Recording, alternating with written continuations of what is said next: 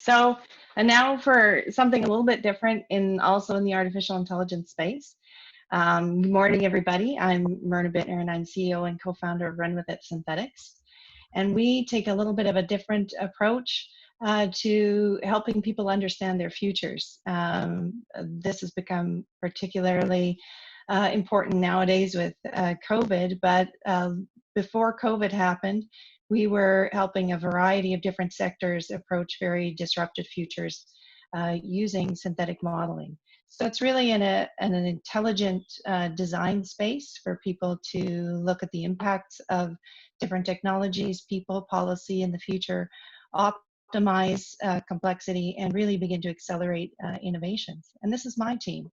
So we were founded in 2014, so we've been around for a while, women-led, certified Aboriginal business. And we are built on about 25 years of AI IP.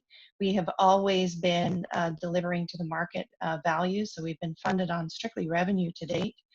And we really exist to help a variety of sectors. I'm going to focus today on one of those sectors just to give you some idea of what we do. So you may have heard a lot about digital twinning. We do synthetic twinning. So it's kind of like digital twinning's dream.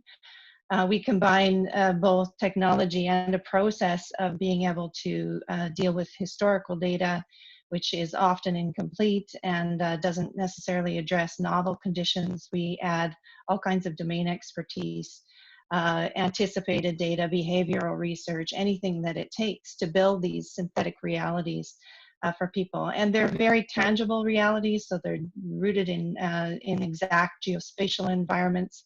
They're at scale, they're cities, they're energy grids, they're manufacturing floors. And we really do this so that people can gain an understanding of what's going on right down to a physical building, the people in that building, the risks. We're dealing a lot in COVID now and helping people to understand COVID. And in the energy space, we just started into this in 2019, but it's an example of how we tackle a sector. We started out doing the IoT World Expo keynote in Silicon Valley with one of the world's largest utility companies, demonstrating how the utilities can play a role in resilience even during earthquakes.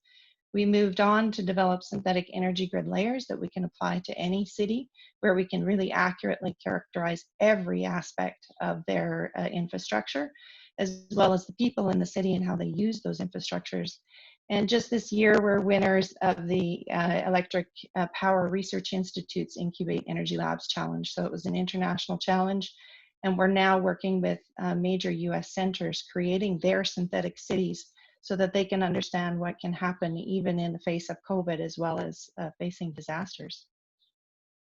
And part of the excitement about what we do for them is that we can really get down to the fine details of psychographics and demographics of the people living in their cities, how they participate in incentives, all different kinds of disaster response, and information about how people use technologies, even in their individual households, and how they're at risk.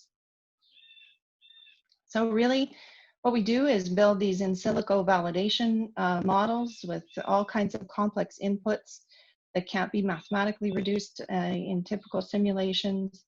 We quantify unprecedented scenarios, so we help people, tomorrow is not like yesterday, and that's where we live.